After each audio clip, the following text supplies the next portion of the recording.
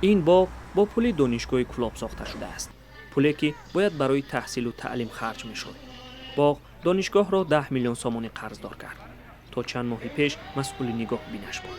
حالا آن را به اجاره داده است، ولی فایده نمی‌بیند. تیتری شهرنامه در جمله با موافقت وزارت امور معین جمهوری تاجیکستان و سازمان انفرادی خریدار صادراتی همچون اجاره داده شد.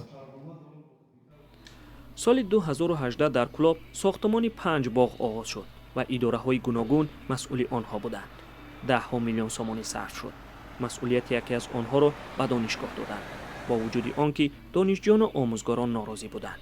رهبریت وقتی دانشگاه گفته بود به جای باغ خوابگاه ساخته میشد، آن بهتر بود. مسئله خوابگاه یکی از مسئله‌های اکتوالی هر یک دانشگاه محسوب می‌یابد. از جمله در دانشگاه کلوب پرابلم درجه از همه عالی است. پرابلمی هست که باید در 75 سال حل خود را می‌یافت. ساکنان هم میگفتند به جای باغ خوابگاه یا کارخانه ساخته میشد برای کلوب بهتر بود. بعد یک سال برخی درختان باغ خشک و بعضی جایهای آن ویران شد. حالا 10,000 دانشجو در دانشگاه و دانشکده های کلوب تحصیل میکنند. هر یک دانشگاه و دانشکده یک خوابگاه دارد که تا 600 نفر در آن جای می شود. بقیه در آغاز تحصیل برای یافتن جای استقامت و اجاره سرگردان می شوند. دانشجویان و آموزگاران هر تابستان از نبود خوابگاه گله می کنند. دانشگاه کلوب در جنوب تاجیکستان 75 ساله است. حالا از 10,000 زیاد دانشجو دارد. این هم یگانه خوابگاه دانشگاه با نفوذ در جنوب تاجیکستان است. در آن تنها دختران اقامت می کنند. باقی مانده در اجاره و خانه خویش و نزدیکانشان جای می گیرند. این کار نه تنها خاص یک دانشگاه کلوب بلکه از دیگران نیز هست.